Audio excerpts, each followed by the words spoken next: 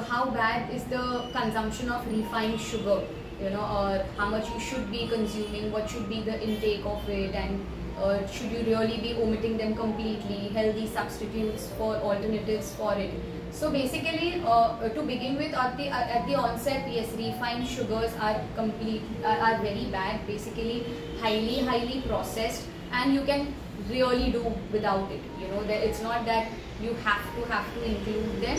So try and avoid simple white sugars as much as possible. So basically, because they increase your sugar levels, they cause that insulin spike, and at the same time, boom, immediately a down in your sugar. So basically, all you've got is nothing.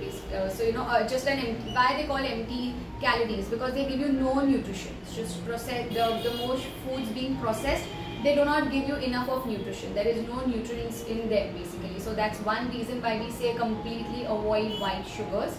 And so a lot of your processed foods, your ready to eat packaged foods, try and read the label. The drinks, yes, the kids are really addicted. All your sodas, cola, Stang, iced teas, aerated drinks, it's like an addiction. Please try and stay away from it as much as possible. They are just consuming empty calories, which has no nutrition, and affecting your overall health, basically leading to increased calories, would lead to increase in obesity, weight gain, diabetes. You're opening your gates to all possible metabolic lifestyle syndromes. diseases. Metabolic syndromes. Diseases are nothing but your lifestyle. You're having a bad lifestyle. So try to stay away from it as much as possible. Nowadays, you have a lot of healthy options which are equally tasty. They're not boring. You have so many innovations nowadays, and so many healthy options also available very quickly. And doc, so many alternatives to your refined sugars. We have, the markets are flooded, so you can substitute your sugar intake with, you have your dates, you have your jaggery, you have your coconut sugar, you have your stevia? Palm sugar. So stevia, basically, and there are many studies which have shown, again, they say that there are no calories in it, there's 0 calorie, but they leave you with that that after bitter taste, what it has. And in the long run, there are some studies which are associated with artificial sweeteners and cancer, so I do not recommend them much. If you're a diabetic, avoid sugars totally, just probably 1 teaspoon sugar if you just cannot do without. Then keep your intake to not more than 1 teaspoon a day, and gradually try to do away with that as well.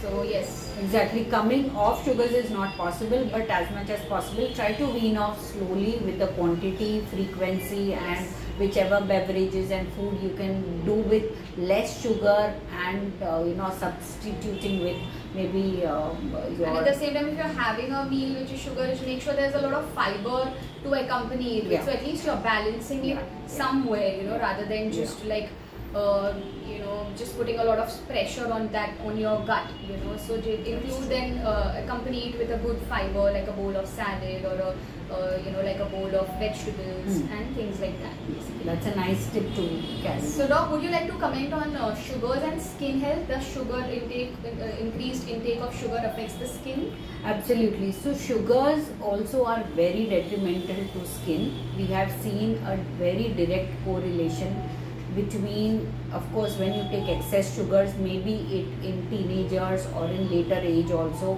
people who are eating irregularly, late night binging when there's no time for the body to digest, there's definitely an insulin spike. Now when insulin spikes, all these metabolic conditions, type 2 diabetes, you have PCOS, hormonal problems coming in, which is again related to obesity and diabetes. At the same time, you have acanthosis nigricans, darkening on the neck, darkening on the underarms, and even on the face, and many other things. Having said that, sugar directly leads to inflammation in the skin.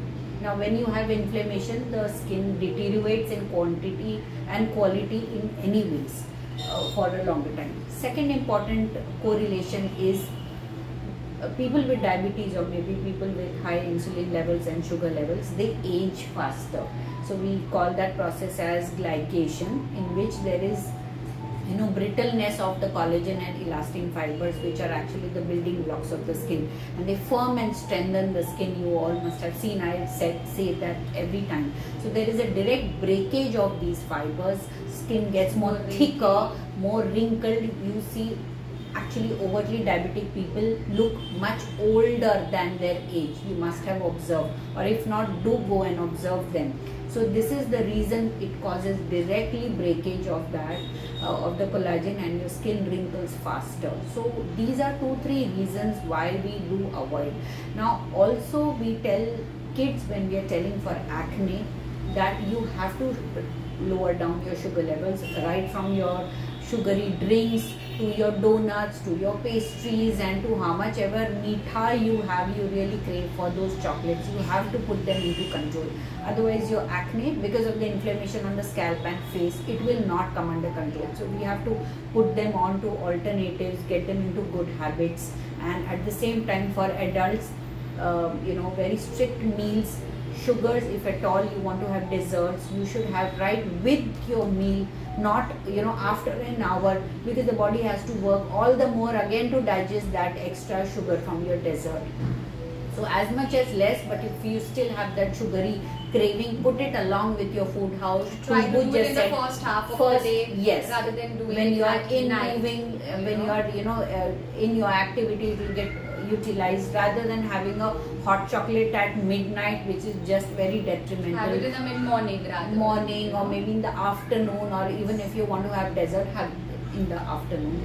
So these are the ways skin, definitely we say a no to sugar as much as possible.